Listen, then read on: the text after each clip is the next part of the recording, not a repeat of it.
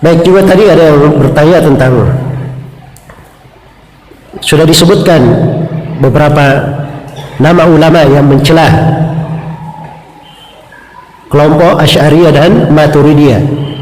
Ya, diminta untuk menjelaskan kelengkapan dari siapa-siapa saja dari para ulama yang memperingatkan terhadap kelompok Kullabiyah dan Asy'ariyah ini.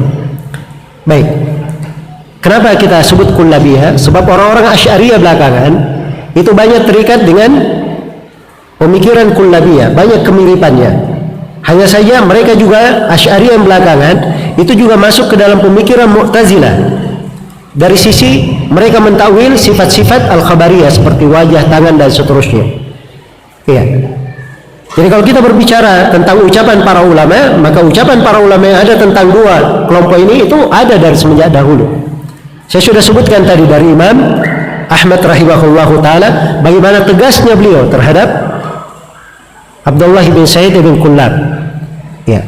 Demikian pula Al-Harith Al-Muhasibi, Al-Husain Al-Karabisi. Ya.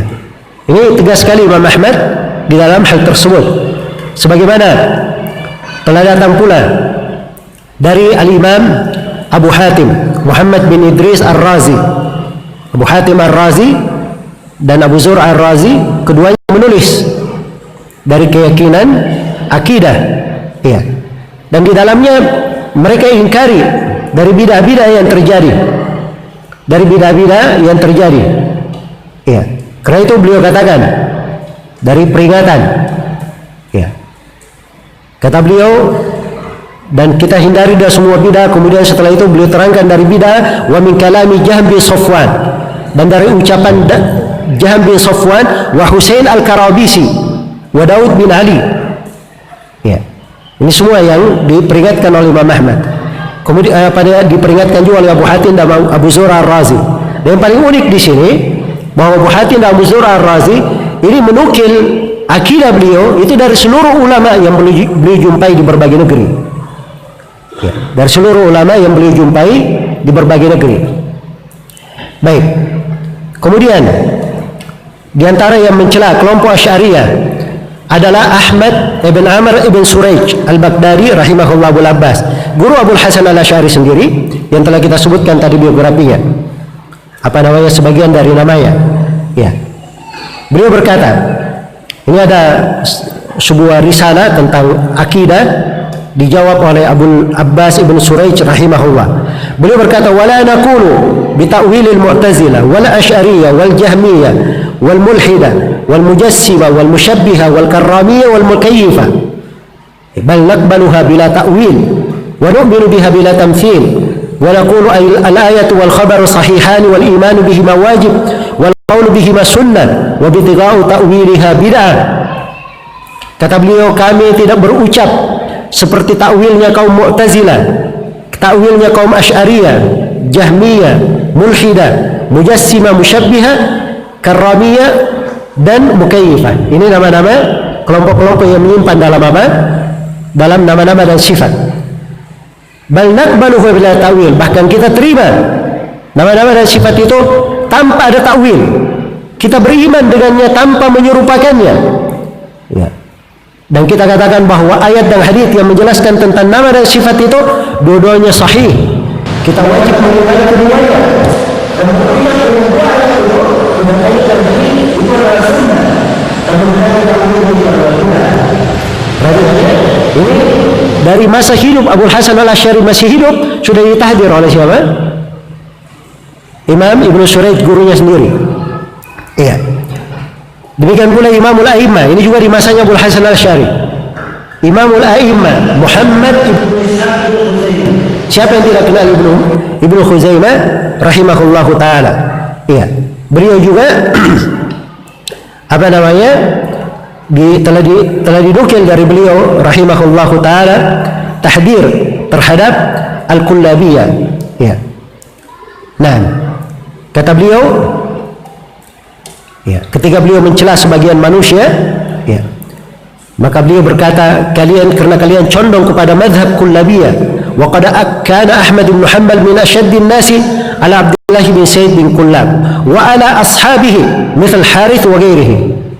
Ya. Ibnu Khuzaimah berkata adalah Ahmad bin Hanbal, beliau termasuk orang yang paling keras terhadap Abdullah bin Said bin Kullab, ini pencetus Kullabiyah, dan pengikut-pengikutnya seperti Harith dan selainnya.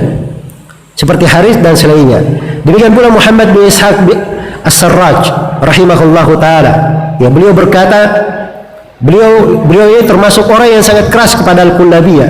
Ya, sampai ada kisah yang unik ya, disebutkan oleh Al-Hakim, disebutkan oleh Al-Dhahabi dalam biografi beliau, bahwa Al-Hakim berkata, ya, saya mendengar Abu Sa'id bin Abi Bakar ketika terjadi perkara Kullabiyah ini, fitnah Kullabiyah di Naisabur, maka Abu Abbas As-Sarraj waktu itu menguji anak-anak manusia, diuji anak-anak yang belajar kepadanya, diuji. Ya. Dan beliau berkata, jangan sampaikan hadits kepada anak-anaknya orang yang mempelajari Kullabiyah atau mengikut kepada Kullabiyah. Ya.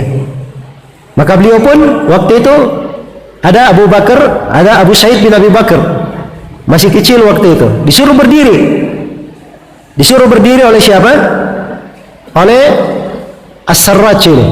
Kamu, ya, Abu Sa'id berdiri. Dia berdiri. Katakan, abra'u ila Allah Ta'ala minal Kullabiyah. Saya berlepas diri kepada Allah dari Al-Kullabiyah. Maka kata Abu Sa'id, ya, kalau saya ucapkan itu, nanti ayahku tidak kasih saya roti. Ya, karena bapaknya pemahaman Kullabiyah, makanya dia bilang, kalau saya ucapkan itu, nanti ayah saya tidak memberi saya roti.